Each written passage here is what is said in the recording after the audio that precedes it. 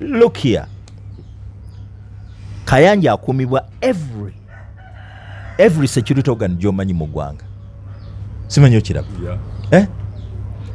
Bakateeka bameka mu kkooti nga babavunaana okutega bbomu ezo. Tetumanyi gye byaggwe. Era lwaki olaba ne mawanga agaakula tebasobola kuteeka kamera ku kutegulula bbomu. Naye wano ewaffe bannamawulire n'obalaba abantu bali eri bakwatiridde bonna balaba bbomu bweteguka. Katemba awedde emirimu. You people, bannayuganda mubabalemu amagezi. Bwe muba mubala nti bannayuganda bonna basiru, malemu mugjeemu. Alina IQ eri wano nene. Musomira ko sete bali bagenda jikuba bbomu. Bali tebagenda jikuba bbomu, yali Katemba. Eregera bwatuka polisi yatukira mu buntu. Bwatuka polisi yazanya Katemba ne Kayanja. Lwaki bagizanya? Waliyo keesi eri mu kkooti. Keesi abaana baavaayo ne bagenda ewa Kayanja. Nga babanja ssente abamu yabali ebisiyaga n'atabasasula. Babayoola babanja ssente zaabwe. Bagamba nti abamu bafudde because of that. Ne babatwala ku Kampala ne babaggalira. Then babatwala mu makomera ag'enjawulo. Abaana bagaana okumenyawo statements. Basalawo bateeka ku trial. Babateeka ku trial. But this is what happens. Tulina okulaga Kayanja nga endangered species. Endangered species ogimanyi. Omuntu obulamu bwe buli mu katyabaga, buli mu matigga. Gwe baagala okusaanyaawo, baani abaagala omusaanyaawo, be bagamba nti balwanyisa ebisiyaga. Abalwanyisa ebisiyaga. Kitegeeza be balabe be. Script ye ya HH. It's the same script being rewritten. Mu 2009 kidnaps zaaliwo. Bbomu tojjukira akaana katumukunde bambi kafa n'okufa. Kebayiwako amafuta. Tibagenda kwokya. Ne bakeetoolooza. Embwa za polisi zagenda okunoonya abaaka kidnapping. Era zitululira ng'omu Miracle Center. Tezina wabweru we zaafuluma nti oba abakidnapping baafuluma ebweru. It was just within the sun inside. Chovala banawandiikira Kayihura. Ne mugamba njagala investigating kidnaps. Mu investigating ebirala byonna ni abaana bali plain clear. Bwe bagamba nti omu ku bakidnappers muwanva ayambala galwedo yo Pastor Chaz. Omulala afaana n'omuyindi agayambala galwedo oyo Pastor Sempa. Omulala muddugavu alina envi ku mutwe oyo Pastor Male Yenze. Nkoye nange okuyitibwa kidnapper.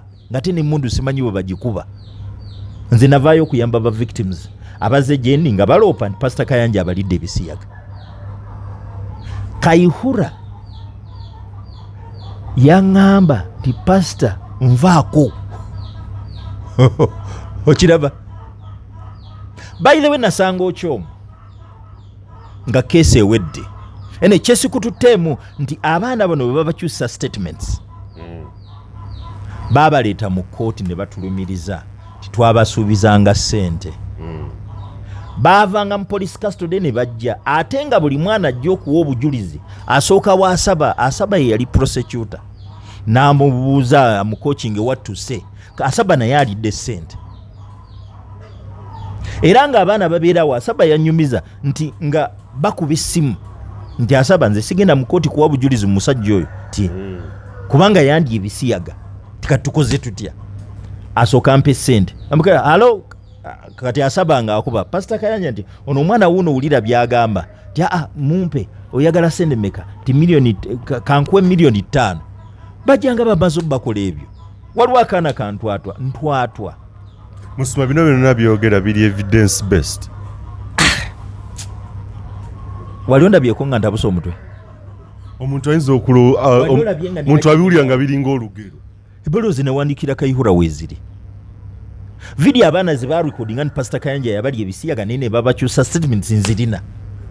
Bazimpandikira. Era nazo nenziwa Kayihura to investigate. He never investigated. Abaana bano okukyusa obujulizi they were paid. No mulamuzi Borore. No mulamuzi Borore. Era namugamba I blasted him onsalira otyo omusango. ng'ate nze nayamba buyambi baana ate abaana bakkiriza nti bajja mu kooti ne balimba ekituufu kiri nti pasita Kayanja yabali ebisiyaga borore nanga bapasita male you are an intelligent man mitigate konze sisobola ku mitigatinga okujjako kwolwo sempa yatulyamu olukwe atya twatuula ne tukkaanya ti omulamuzi asazeewo atusalire nga tetwewozezzaako bw'atusalira nga tetwewozezzaako kale we are not going to mitigate oba batusibe musango kigwa basalawo nakuguno ogwa tanishing okwonoona erinnya lya Kayanja aboononye erya Yesu bo nga tebavunaanibwa of which that is not a criminal case. It's not a criminal case. Criminal case otatera wa madda bichi omusango bagwa nedda esobola okuba criminal ye asala wagifuule criminal ninga musiva asobola tuwawaabira n'atujja mu ssente z'ayagala n'okutusibanga bwe yali ayagala naye yali tasobola kutuwawaabira civil kuba yali alina okuprovinga nti alina erinnya nti abaana teyabalya which couldn't abaana yabalya state ye yamutaasa. Let me tell you amala ne bwonzukusanga nebase ne bwemba muki nongamba nti pasita Kayanja yali abaana abaabalumiriza nti mwabasuubiza se nja kugamba yabalya kuba every evidence njirina. I'm not a fool, I'm not that bugger. Era bwe tusirika tetubeera basiru. Ekimu ku bintamye wano ye gavumenti yogamba nti erwanyisa ebisiyaga ne Museveni yogamba nti alwanyisa ebisiyaga ate nga abasiyazi be mikwano gye. Nze that hypocrisy sikolagana nayo. Okiraba kyovala ba Museveni yasirika nga batutulugunya, parliament nesirika nga batutulugunya, ate leeta ron ne batulangirira mu bazira ba Uganda mu 2014 tife bazira ba Uganda mu lutalo olw'okulwanyisa ebisiyaga ne mbabuuza nti criminal afuuka atya hero. Omumenyi w'amateeka gwe basalidde n'asaavinga n'ekibonezo ate afuuka atya omuzira. Even now nze mu Uganda bakalangirira abazira babalangirira mu 2014 nze nkwata kisooka mu bazira ba Uganda mu lutalo olw'okulwanyisa ebisiyaga. Genda obuuze Museveni, genda obuuze Kadaga eyali speaker, genda obuuze Honorable Butu, genda obuuze bannaddiini bonna ani amanyiddwa ku front line y'okulwanyisa ebisiyaga. Kayanja gwe bamanyi, Kayanja muli waabyo ffe tubirwanyisa. And I've been at the forefront always and I'll never back off that line. Lwaki gwatusinga tebaatuwa mukisa kwewozaako improprieties ezaali mu kooti, miscarriage of justice. Obadde kyanga Pastor Sempa n'abali amu. Kakati olunaku lwe baatuconvictinga twali tukaanyiza ne balooya baffe kuba twakimanya ekisooka tebatukkiriza kwewozaako buli kimu kyonna nga kiri just bagenda tusalira kutusinge tugamba fine anti tebatukkiriza kwewozaako kabasale bye balaba naye tetugenda kukola mitigation. Kakati tukaanya twalina balooya baffe, twalina Babu Lubega, twalina Kankwasa, twalina Lawyer Gimara,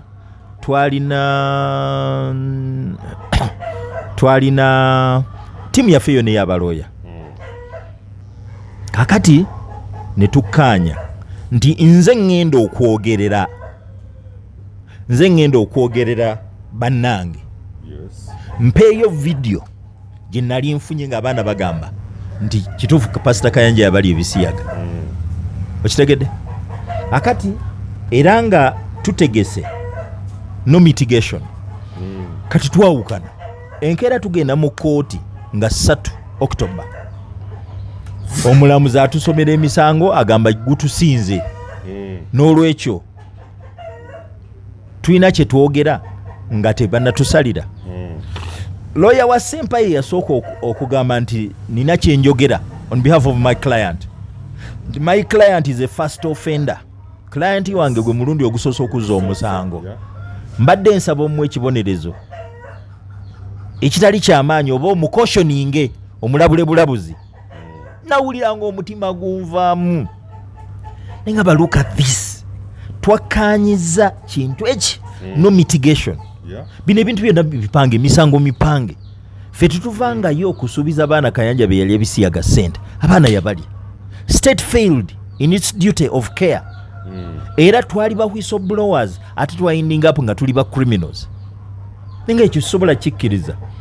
kati lawyer Ssekabanja bwamala ono lawyer wa Sempa bwamala okwogera fena emitima ne tujjukondoga nti ate Sempa atulyamu atya Olukwe okola mitigation enyimirira lawyer Ssekabanja naga nti your worship te A1 ye Pastor Male agenda kubaako kyayogera ne A3 F4 F5 ne A6 A3 Pastor Chaze F4 Pastor Kaira F5 Deborah Ntacho Muhendo A6 David Mukalazi y'omu ku ba victims kesi yete yawulirizibwa olw'okuba ye yagaana okumenyawo statement ye baamuvunaana na ffeffe conspiracy simanyi okiraba oganye okumenyawo statement tugenda kuvunaana baamunsaba nga balibona ne mbaga sijja mubawa bwe baalaba nga Mukalazi ayimiridde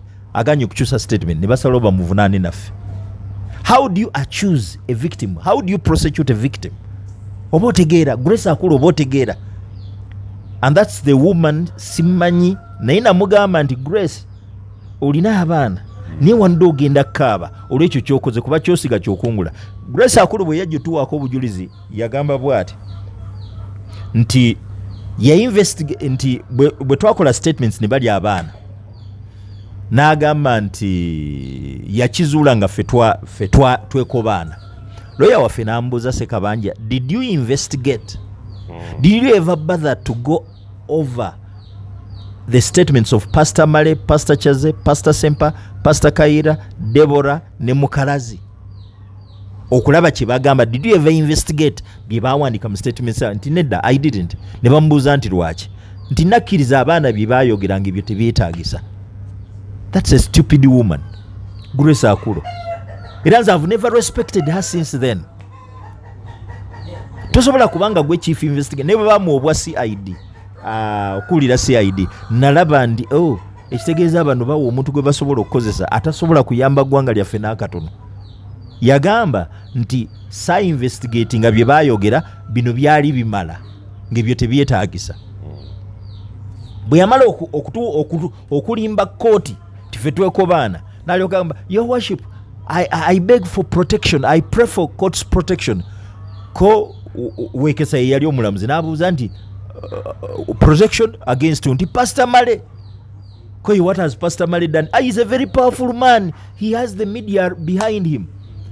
Ne musekera ne mugamba nti Grace Akulu olina emundu olina police olina ki notya free gye bayita Male. Era nange nalinga bwolaba Daudi bwe yagamba gonde bwe yagamba kabaka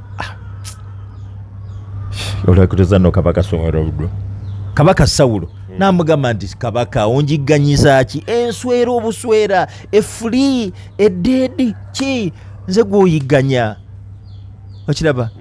That woman Uganda yabadde n'abasirikale niyo yate mukasasiro gwebadde nabyo simutegeera. Judith n'abakuba nze sobola muwa respect wadde minister tosobola kubeera. Era namugamba nti Judith n'abakuba kyakola bubi nnyo n'oyingira poliisi kwa you became a perennial liar, kubanga tosobola kubeera mwogezi wa poliisi n'otobeera mulimba. Okusobola okwogerera poliisi obulimba obulungi oteekwa okuba expert mu kulimba. Kyovola ba Judith n'abakuba ne bwayokera sina kyempulirira omulimu gwe kati gwasinga okukola gwakwata byapa n'abitwala nti agabira abantu. Nitasobola kugenda into the gist of the matter what the problem is. Nti problem eri nti mu land department teri muntu akola mu lands ng'akola ku byapa atalya ssente. Okiraba typist ssente, buli signature ssente, era surveyor bw'aba surveyinze ettaka okiwulira bulungi nnyo bw'aba akubiri ng'ateekako ssente za buli signature nti ono w'etaano ono wa 10 ono wa 2 ono wa 5 nakuba bbiru kati ye n'ateekako n'ezange nazo miliyoni emu nakuba bbiru ya miliyoni 3 naye nga miliyoni 2 zigenda mu lands mu babbi. Fu kyobbakwata abajjeyo cry the beloved country. Wamala mwe mukyali baana bato naye ffe abakuze emyaka we cry. Tetumanyi nsi gye munaabeeramu nga bano abantu bagyonoonye. tetumanyi ate nno mwe muyinza okuba kale naye ate abaana be muzaala they are going to inherit a very very terrible world eri ruthless eri merciless eri full of fraud kubanga bano omusingi gwe basize gwa Bobi na bulimba ti omulimba ayitawo omulamuzi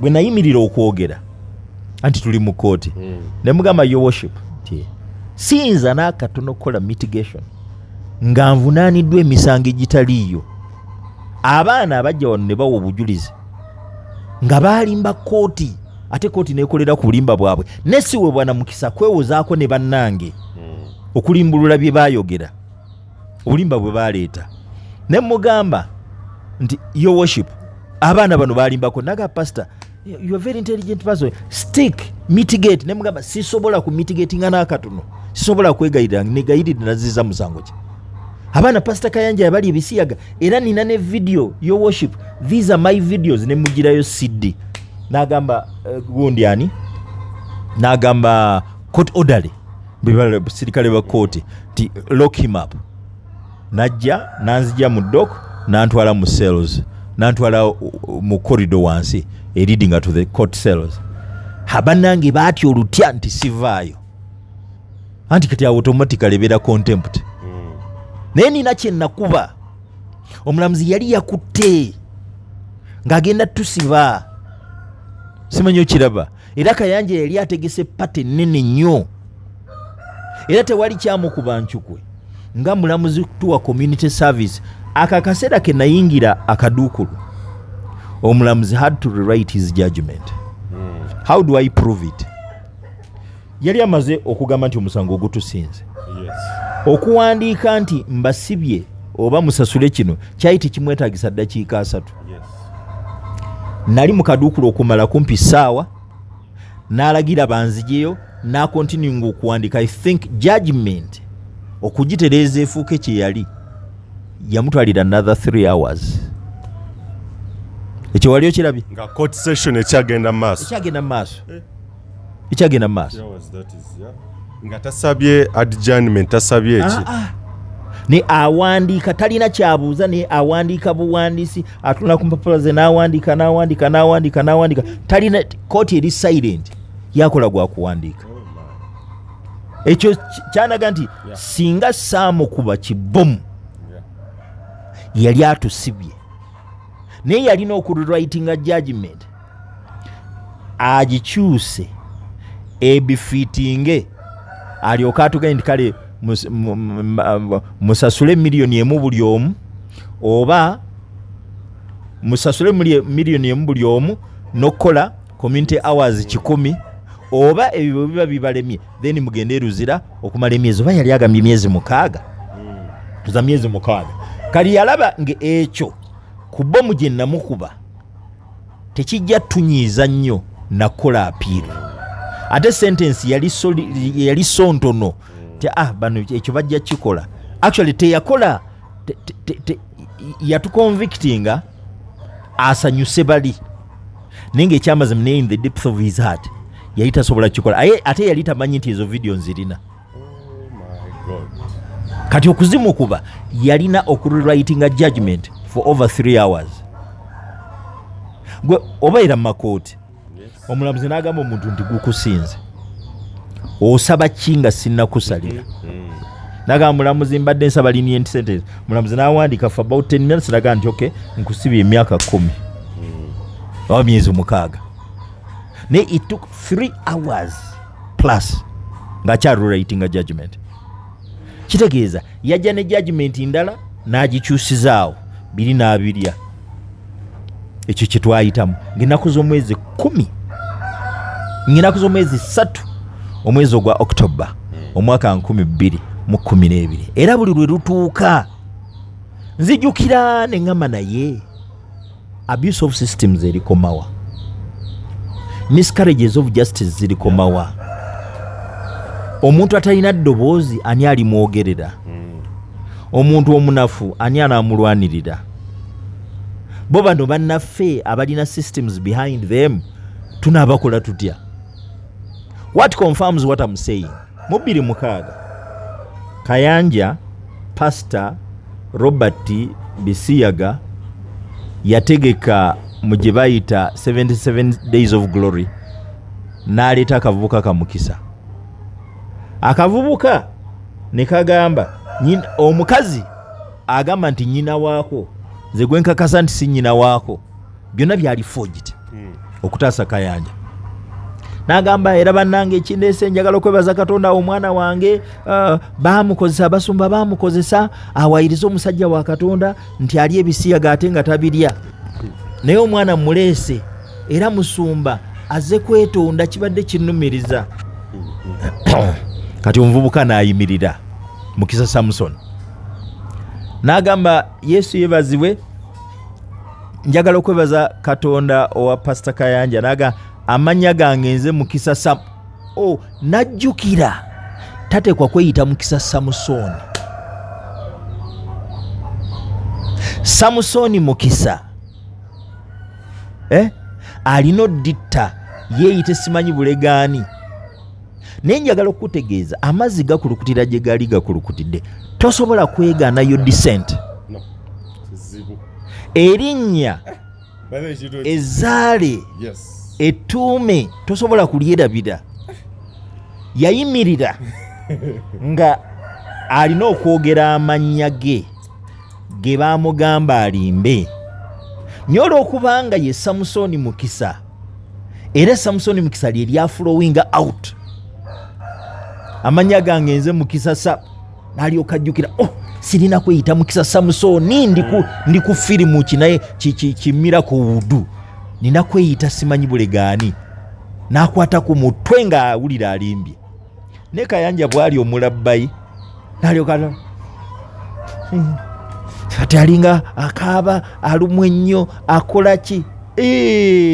Kati then bwe yayimira n'aga nti issues zino bwe zaayimukawo, President n'ankubira essimu n'aŋŋamba guma kandabe bwe nkuyamba era njagala okwebaza President olw'okunnyamba. Ekitegeeza video ngirina nga Kayanja yeebaza President okumutaasa ku bisiyaga. Era kyovola nze Museveni tasobola okumumatiza nti alwanyisa ebisiyaga, ne bwe yateeka kuteeka ku mukono nze ndaba katemba butemba, ekyo kyayagalo.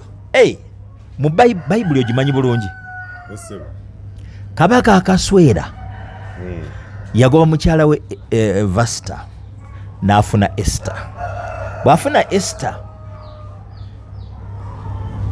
kojjaawe wa Esther Mulodokaayi yali yagaana okufukaamirira omusajja gwe bayita Hamani eyali katikkiro.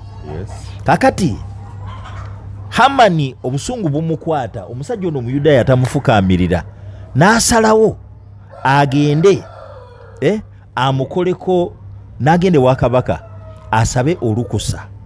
Olukusa bw'alusaba akole ki? Asaba olukusa asobole okukola ki? Asaba olukusa ataba Yudaaya. Era bw'atyo yasaba olukusa, kabaka n'amusayiningira decree. Kakati bwe baali banduyinga decree, kabaka kye yakola okimanyi? Esther bwe yagenda n'amuyanja n'amugamba otegese okutta abantu bange bonna, ko kabaka ani ategese okubatta? Tiyo omuluddo oyo Hamani. Kabaka n'ayita n'agamba kabaka n'afuluma ebweru. Hamani n'afukamira yegayirire Esther, tompaayo. Kabaka agamba Hamani, akomawo agamba Hamani, oyagala kurepingira mukyala wange maaso gange? N'amugamba nedda ssebo kabaka. Kabambo waba kabaka nti ssebo kabaka nti omusajja oyo yategese n'olutandalatireko Mulodokaayi. Koye nti ku lutandalo lwe kuba bakuttira. Kati kabaka agamba Esther, engeri gye nasayininga decree ate sobola kuddamu kusayininga decree, naye gwe nkuwadde signet ring. Simanyi okiraba? Kakati ne Museveni naye bw'amala okutaasa Kayanja ate fe atuwa signet ring nti tulangirirwe mbazira ba Uganda mu lutalo lw'ebisiyaga, tife tulukulembera era ffe tubirwanyisa. Tewali alwanyisa Kayanja ku bisiyaga, tewali amuwaayiriza. Azipu ye yeggula. Era kyovula bannamuwandikira ebbaluwa nenjisa mbaloya be Musumba meaning ne bino byonna betotole bya Pastor Jackson Senyonga wa Pastor Bujingo they are not Senyonga bawayiriza these are people who receive victims tewali musumba wana atafunye ba victims ba Kayanja gende buzeserwadda mukwano gwange Pastor Karoli Kamando yangamba mu 2006 nti yalinga paymaster w'abaana Pastor Kayanja bali Davis yaga ate kati ungambo nti baba bepango kumuwayiriza bali mitex bagamba Kayanja nti ali ebisiyaga gwali ndoza 1988 ne wajjawo omuvubuka boxer oyo yagenda wa council Kasiri nti Kayanja yamuli ebisiyaga Kayanja n'asasula yakozesa kiwewesi ne basasula omuvubuka ne bamutwala ebweru ne wajjawo obulala bu Julius bonna buli ajja n'agamba nti abanja nga bamusasula buli ajja n'agamba nti abanja nga bamusasula kati abaffe ne bajja ne bagamba tuwayiriza ne batufusalira kane bano nabeera bawayiriza the same olaba same gundi yeriwo musumba bino byonna nabyo oyisemu bino byojjukira buli nga 3 October okulwanyisa ebisiyaga buli 3 October lwe lutuuka ntuula n'enfumiitiriza n'embuuza nti naye tulwanyisa ebisiyaga system tunaazikola tutya okuba nti zitaasa abanene ababa babikoze ne zitulugunya abo abavaayo okuloopa nga babibakoze justice mu bisiyaga nzibu nnyo tubola ba perpetrators babikola ne basmartinga awe era nze bwe ndaba abaana kati abatunka misango mu kooti Pastor Kayanja abavaayo okulumiriza Pastor Kayanja nti abali ebisiyaga nenzijukira kye twayitamu n'abaana kye baayitamu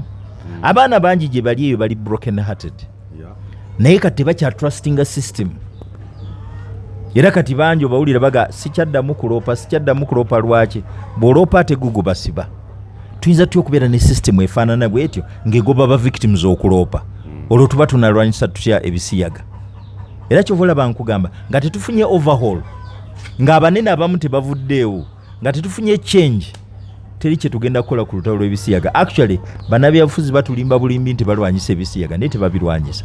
Musumba tugende ku case actually endala gye mba njagala tusomeyo naye ya Pope Francis actually story yawali ya BBC nakuzomu 3 October ku lunaku lwennyini lwojjukirirako asogolineko nga tonaba n'ekyo Pastor Kayanja yavaayo n'agamba nti abalabe be baagala kutta mwana we ndoza wamuwulira ng'ayogera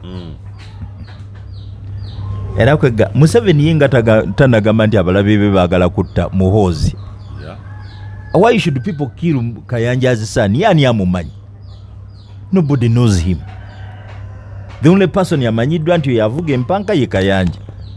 Mutabani wa Kayanja tewannaba wa mwachuzinga tewannaba wa akolaki. Museveni ngata navayo gamba nti mutabani we baagala kumutta. Kati gwe Kayanja ovewo nti mutabani we baagala kumutta bamuttira ki. Probably baba baagala kumutta mpozi naye nga alina amafia so ge yakola. Kubanga ekyo tetuyinza kirulinga out naye musajja mukulu kati. Ebyo byonna ayogera kugaziya bintu awininge sympathy y'abantu nti omusajja watu bamuwayiriza musajja watu yengala byakwega afune sympathy ne bannayuganda mulekerawo okulimbibwa. Teri ayagala kutta Kayanja, teri ayagala kutta mutabani wa Kayanja, teri ayagala kusanyawo family ya Kayanja. Abaana Kayanja baakosezza be balina obuvune ku mitima ate tebabulina ku family ya Kayanja babulina ku Kayanja.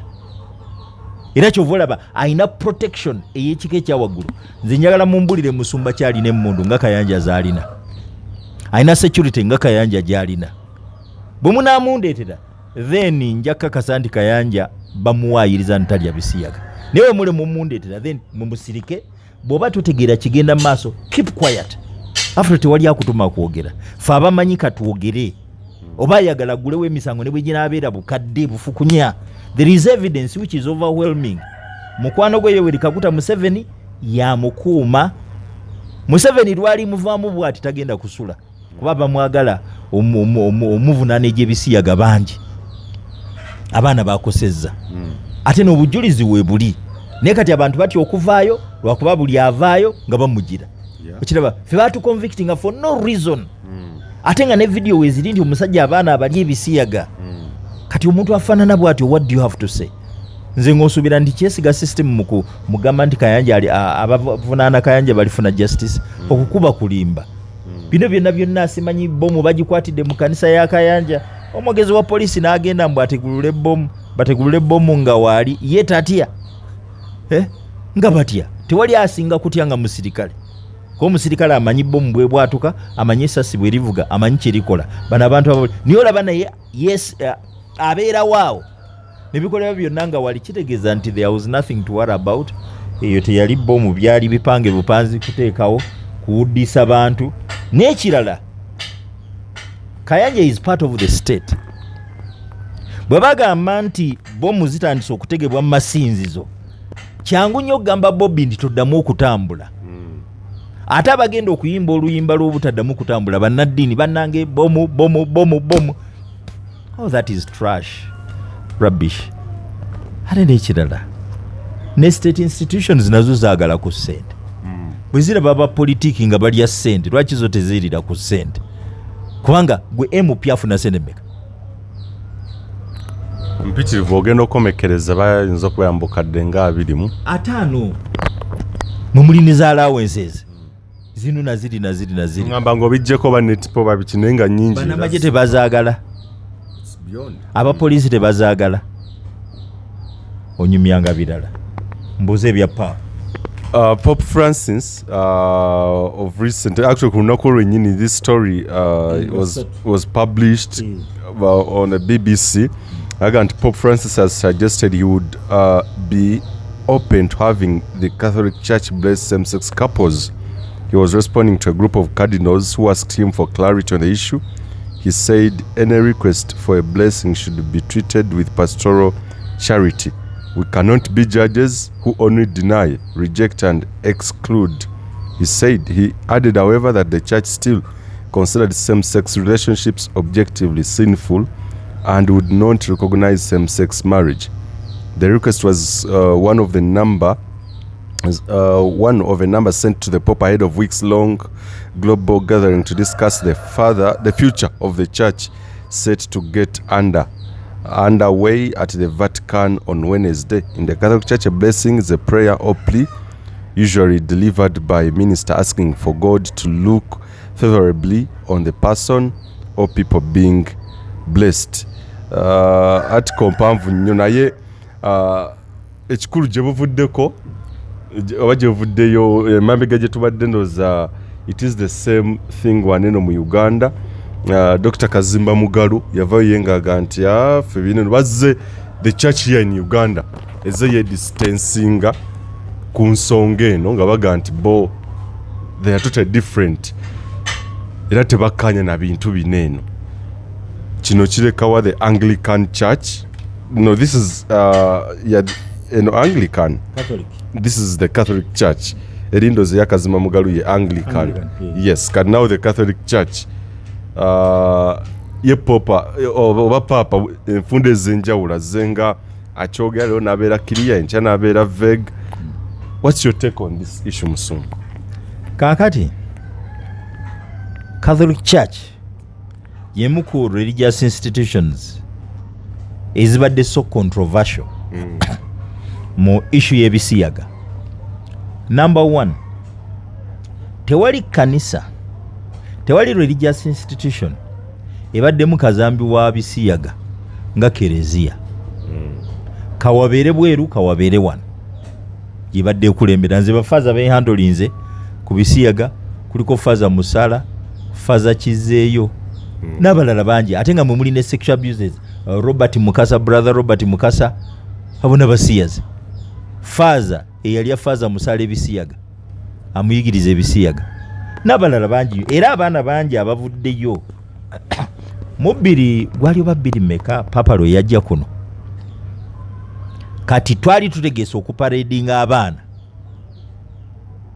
naye papa yajja mugenyi wa Museveni era nga tosobola kumutuukako ne security yali y'amaanyi. Kakati ntitwesanga ntitulemesebwa naye abaana baaliwo abaali bagenda okulumiriza bafaazo bali ebisiyaga nga te kyaki esirise kyaki kyekola kereziya bw'abiriira wano nga bamuzza eri bw'abiriira eri nga bamuleeta wano. That is what they've been doing. kati paapa okuvaayo okukola that statement si kyewuunya olw'ensonga bafaaza abakoze ebisiyaga be basinga obungi nga ne dioceses ezimu mu America zifirinze for bankruptcy olwa bafaaza abali ebisiyaga nti ba victims baclaiminga. Ekyenjawulo ekiri eri ti oli ne baba baamuli ebisiyaga nga wa myaka 12 nga kati alina emyaka 6 asobola okuvaayo n'agenda n'aloopa through an investigation ne bazuula nti kituufu yaliibwa ebisiyaga. Not necessarily nti bagenda kutunulira medical evidence ne batunulira circumstantial evidence. Omusajja mukulu myaka 6 n'ayogera bwe yali akola ne faaza ng'ali ku mmeeza ya musembereza yakola ki these altar boys then n'amaliza n'amusumika emunanga n'ayogera byonna byonna ebyamutuukako ne bayimirira ku eyo story kubanga tukita corroboration. Yes. Physical evidence bwe bateriiwo empirical evidence ebeerawo. Yes. Naye ekyo wano tebakiconsideringa. Police surgeon bwagamba nti talabayo bisiyaga kitegeeza nti tebakulidde bisiyaga. Ne bw'oba olina trauma kiraba that pain that memory kwa memory yitabula n'abantu omwongo oli neeyisanga nti anywa enjaga. Paapa bwakola statement eyo naye azaazikola ng'ajja buli kiseera ayogera ate bw'ayogera ate n'abimenyawo ate n'ayogera ate n'abimenyawo kati alinga kazanyirizi. Of course akimanyi one of the issues I think kwe kuba nti kereziya yonna gyeri eri mu mateeka ga mirundi egi eriyo eri mu mateeka gakkiriza ebisiyaga n'eri mu mateeka gatakkiriza bisiyaga. Kati akola statement bw'oba oli eyo gye bakkiriza okukola ebisiyaga tebakwata ng'ogaanyi you celebrate it. Wano tusigaze principle tetukkiriza bisiyaga ku mpapula. Ne bw'oba oli gye babicelebratinga you can do so. Bw'oba oli gye batabicelebratinga you can do so. Kuba bwagamba nti okay church eyinza okukikola kabona ayinza okukikola naye main policy esigadde tetubikkiriza. Kitegeeza nti bwe muba muli mu mawanga nga bakkiriza ebisiyaga kereziya agenda kitegeeza nti actually kereziya eba tetambulira ku kigambo kya Katonda. Eba etambulira ku mateeka ga nsi. Era seewuunya nakugamba wano probably aba twetaaga mutwe ogulambulula ti obufumbo nga bwe bumanyiddwa mu nsi today tebukyali bufumbo bwa Bayibuli. Bufumbo bw'amateeka ga nsi tutambulira. Era nakugamba nti church okuvaayo okutandika okutongoza nti simanyi bawandiise mu Bayibuli tekiriimu. Naye kyatandikibwa kanso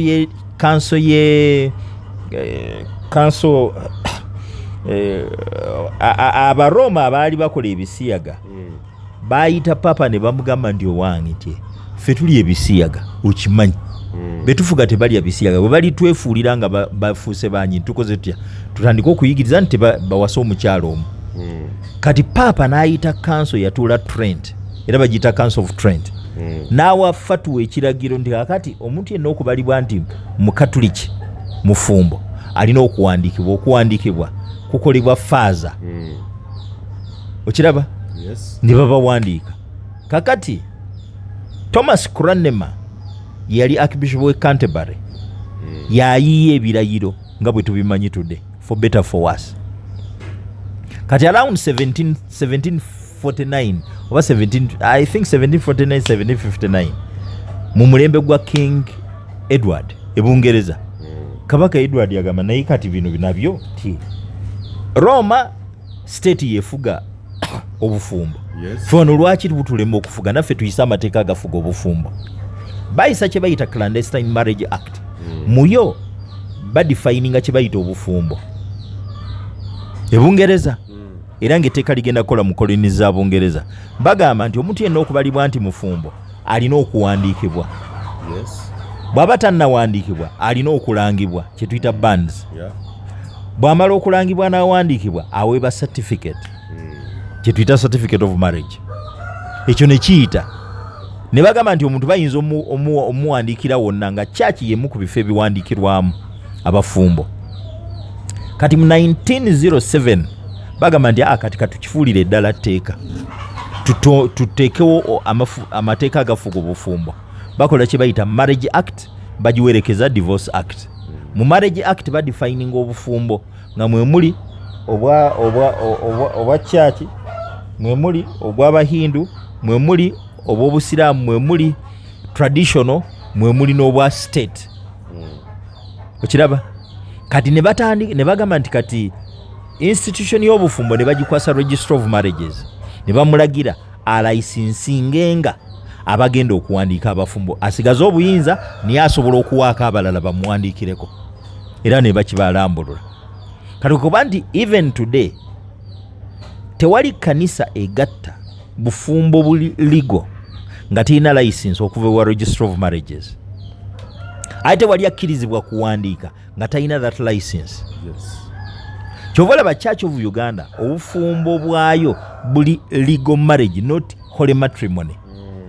N'obwa Catholic Church legal marriage, not holy matrimony. N'obw'abaana abalala bonna. Kyova olaba Papa bw'agamba nti ti kati kye tuba tukola bw'oba oli eyo ng'amateeka kigalagira kikole. Naye mu church wano ku bitabo tusigale nga tetuburecognizinga, but there if that is what the state wants, do it, and that's what they are doing. So si kyewuunya kubanga obufumbo bwa kereziya n'obwa church bwonna tebukyatambulira ku nnono za Bayibuli, butambulira ku nnono ku mateeka gansi mwe buba buli. Do you see Catholic Church in Uganda embracing oba okusigala ku nnono yaayo yo nga efolonga ne culture wane waffe, or do you see the future oba tables turning around nga kye twalaba Archbishop we Canterbury yavayo ne wano Archbishop Kazimba Mugalu n'agamba no, for us we distance ourselves from the Canterbury, for us era twekutudde tweyawudde. Do you see the Catholic Church even one time to come no, for us we distance ourselves from this and tweyawudde? It is so dangerous to go by state regulations with regard to marriage. My proposal has been, let us pull out of legal church marriage, legalistic marriage. Today ku traditional marriage, today ku traditional biblical marriage. Tujja kubanga twewaze. What is the trend? Balete take against homosexuality. Bali wabidde. Likelihood eri nti at some point in this country abasiyazi bagenda kuweebwa license babe nti basobola okwetaaya nga Bungereza bwe bali mu America. It may not come by an act of parliament, it will come by what we call judicial precedent nga ba interpreting a constitution, because the constitution already allows them. And that's why these people can dare take the law to court. Oba kati basobola okukisuppressinga, but time will come baleme kisuppressinga. When that time happens, ne bagamba nti they've overridden amateeka, kitegeeza nti religion kubanga egendera ku mateeka erina tusakamba. Kankwe kino okimanyi nti many people ababaddeko mu boarding schools, both men and women, bakoze ku bisiyaga. Okimanyi? Yes. How do they outlive homosexuality? Bwe bayingira society nga batuusa okuwasa, society expects them to be married, not to same-sex partners, but opposite-sex partners. Era ogenda okulaba nga bafumbiddwa, nga bawasizza, nga bane oyo nno yali musiyazi naye bw'aba yatereera Mukama akole ki yeebazibwe. Abasanze obufumbo nga Juli Muteesaasira, abasanze obuzibu mu bufumbo, they pull out and go back after ebisiyaga mbimanyi kanzireyo mu bisiyaga. Those are the Juli Muteesaasiras, but the majority stay in. Oba they go basalawo okupuling out of marriage ne basigala single. At times like research gwe nkoze okusala ekimi waliwo abo abafuna pressures from the family, they want to kufuna marriage whatever, nenga after okuzaala omwana obanga akikoledde family eri pressure evuddewo naddayo mu kisiyaga kye. So ebyo byonna weebiri. Now okimanyi nti we have many mwe bemuyita ba statesmen, ba politicians, many of them in parliament nabo bakkiriza ebisiyaga era babikola both men and women. naye teboogerwako kuba teri abaloopa, but they are in there. Secondly, they are entrenched in the systems. Bali mu poliisi. Just remember, eri akulira poliisi Makerere bwe yava kuno n'agenda e Canada, he declared himself ti am a homosexual. Era wamulaba byakola. That's why you go to police olopyo musiyazi are receiving the file musiyaga. What do you expect? Olwokuba bagenze bali ampola in the medical field gye bali, legal fraternity gye bali, parliament gye bali, sijja ku ruling out presence yabwe mu cabinet. Simanyi kiraba. Now bagenda baleeta amateeka. Lwaki baleeta etteeka nti a man can rape his wife?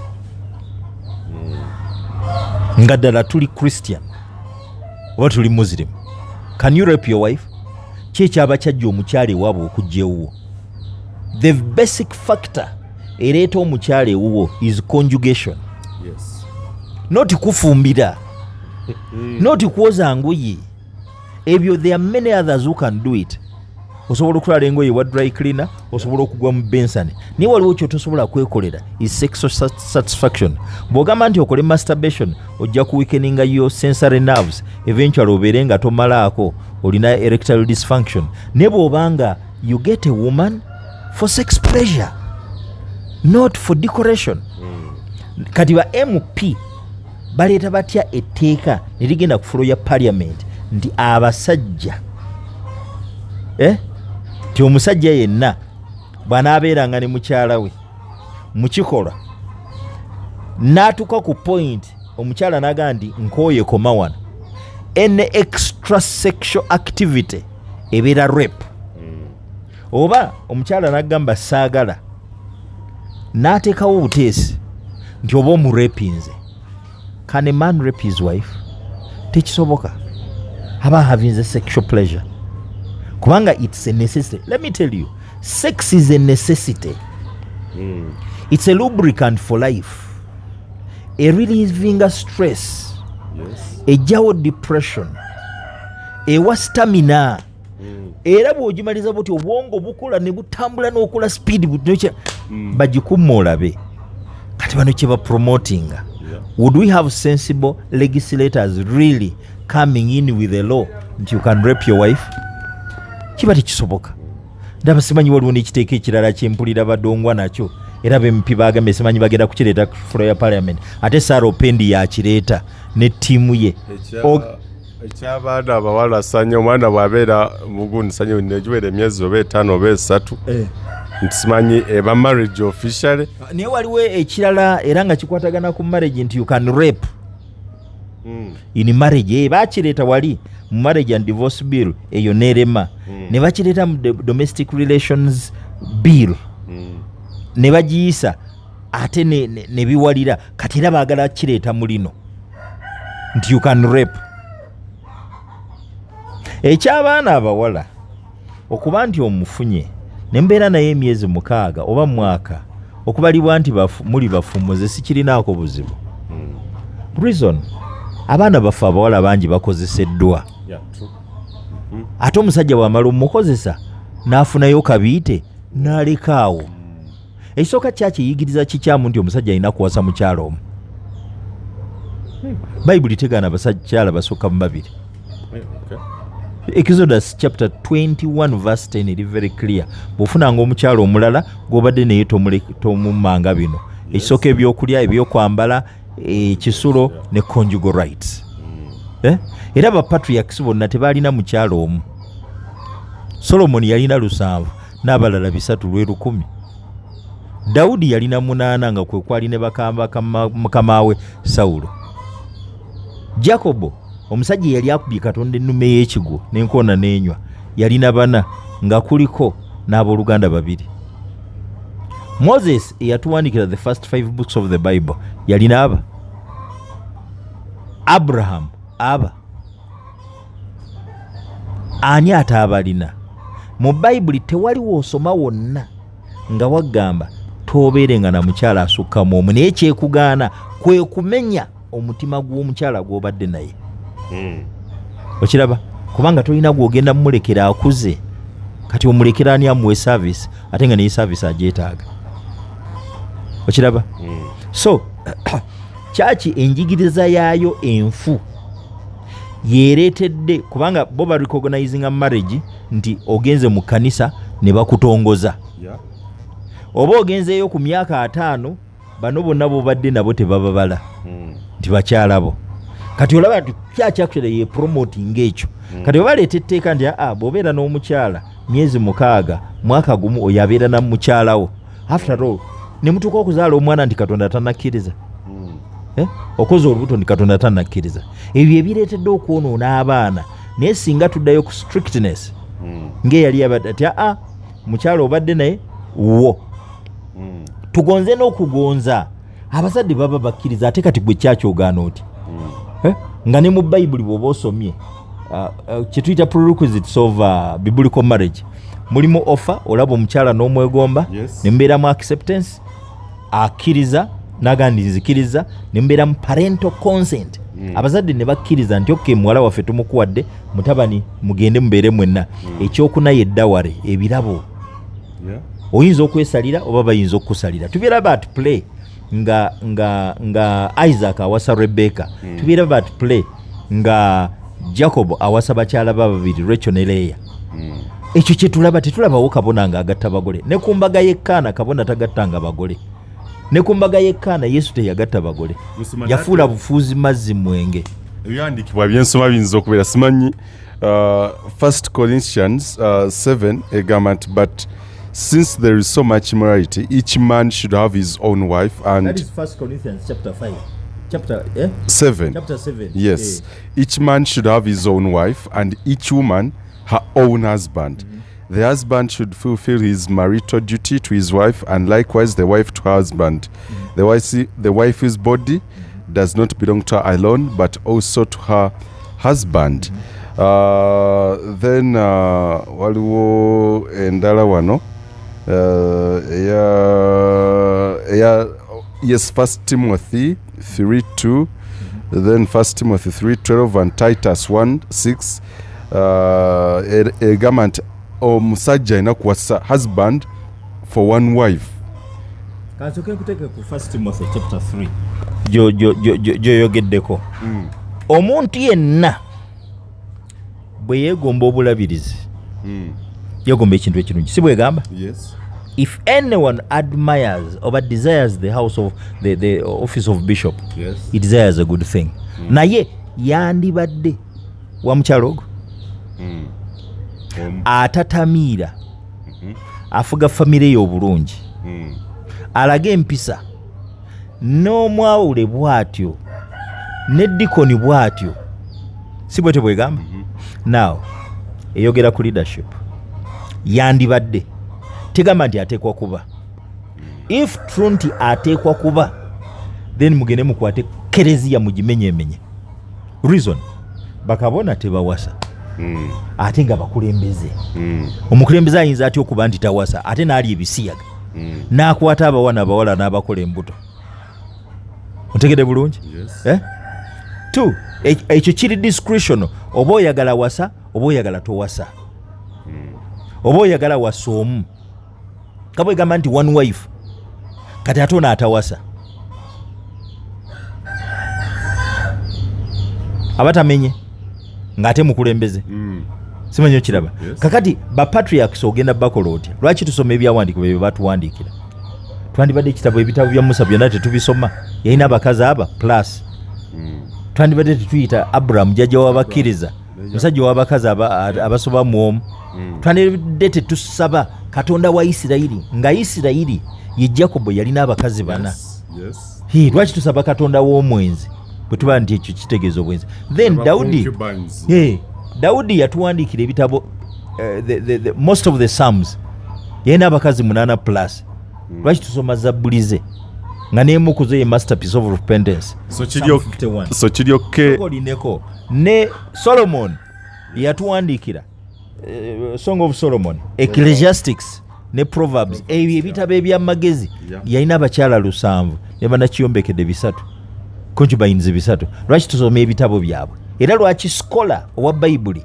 tafuuka skola ng'ebyo bitabo tabisomye kitegeeza tulina obwewuusa tewali Yesu we yakondemingira musajja kubeera n'abakyala basukka mwogo niye ate explicitly clearly bw'osoma mu Matthew chapter 19 agamba tewabanga agattulula Katonda kye yagatta. Naye kati kyaki ekkiriza okugattulula, kyaki ebisiyaga biibyo ebikondooninze, kyaki kyokka egamba ntowasa bakazi basukka mu omu. Musumba nja kwagala nnyo abakyala abasukka mu omu ekozesebwa nga population control tool ey'Abaroma. Okay.